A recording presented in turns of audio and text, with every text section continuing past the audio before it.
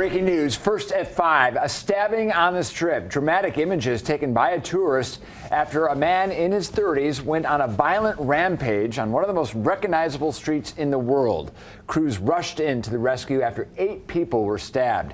And this afternoon, we now know 2 of those victims did not survive and 3 other victims are in critical condition. It has been a very difficult day here in the Valley, especially since the anniversary of 1 October just days ago.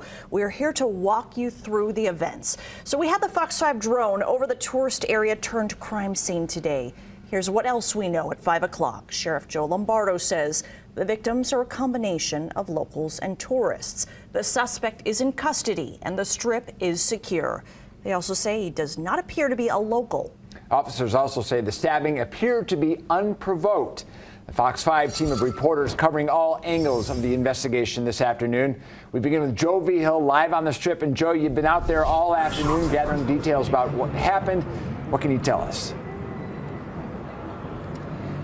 Well, John, first of all, I still have people coming up to me and saying, did they catch him? Did they catch him? There's obviously concern out here. They did catch him. Police caught them rather quickly after this all happened. So just want to let people know that there is no one on the loose running around out there stabbing people. That has long since been over. So this all happened right back over here off Las Vegas Boulevard on a sidewalk area. Again, we're told a 30-year-old Hispanic man, unprovoked, we don't know the reason, started stabbing people. We do have some video that a couple from London provided us. They were here for the first time and they walked into this scene right after it happened.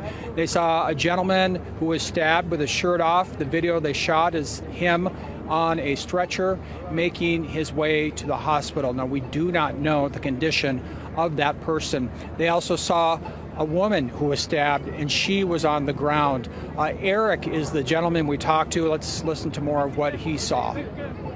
It's an amazing city, but of course when you see this at 11:40 in the morning, it's dreadfully sad and shocking. Yeah, it's shocking. Yeah, shocking for a lot of people. Again, trying to make sense of this. Why would somebody do this? I just want to kind of give you a look around here. You can see South Las Vegas Boulevard, actually right here, North Las Vegas on the other side. That has since reopened. There's a lot of people, again, mulling around, eating, drinking, having a good time. Things certainly appear back to normal at a first glance, but we certainly know things are not normal. There's been a loss of life here, several people injured, and a lot of people asking why this happened. Back to you in the studio.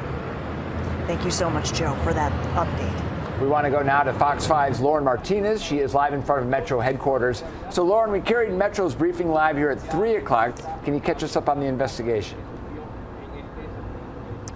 John, well, we learned a lot of information during that police briefing at 3. Sheriff Joseph Lombardo said that victims are both locals and tourists.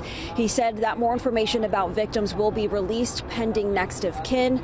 Deputy Chief James LaRochelle said this is a murder investigation. There are 8 victims, 2 have died. He said the initial stabbing occurred on a sidewalk area and it was completely unprovoked. There was no altercation beforehand.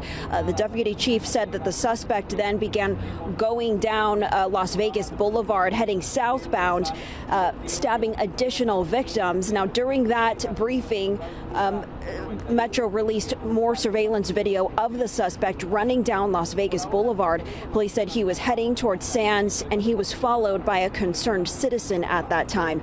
The suspect was then apprehended by Sands security guard, and this is what police said about the suspect in custody.